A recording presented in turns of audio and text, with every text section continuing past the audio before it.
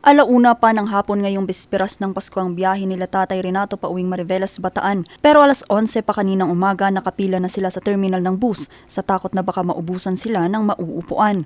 Lalo pat 6 na oras na biyahe pa ang kanilang bubunuin, makauwi lang sa kanilang probinsya. Marami ng pasahero nun.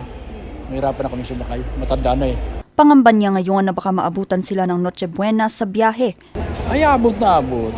Ganito rin ang pamilya ng 58 anyos na si Nanay Emma na uuwi sa Dagupan City. Kanina po kami nandito eh. Antayin na lang namin yung paalis na sasakyan. 2 hours lang yung biyahe namin. Sa monitoring ng ilang terminal masters ng mga bus companies, mas mababa na raw ang bilang ng mga biyahero ngayon kumpara kahapon December 23. Yung kahapon talagang marami din po tayong pasahero. Inabot na po kami ng magdamagan, alauna. Ng madaling araw, mahaba po taga yung pila.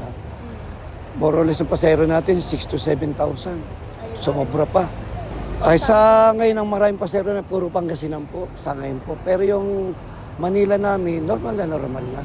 Pero sa kabila nito, naka-alerto pa rin ang Baguio City Police Office. As of now, mga ganun nga, umaabot na ng more or less mga 60,000 na mga vehicles that entered yung Baguio City.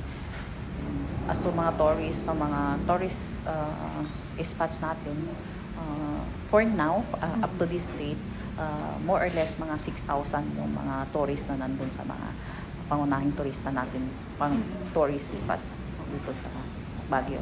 Paalala ng ilang terminal masters, magkakaroon ng cut-off ng alas 5 ng hapon ngayong araw hanggang bukas December 25, pero tiniyak pa rin nila ang tuloy-tuloy na biyahe, papunta naman sa iba pang mga probinsya. Vanessa Bugtong para sa Luzon Headlines.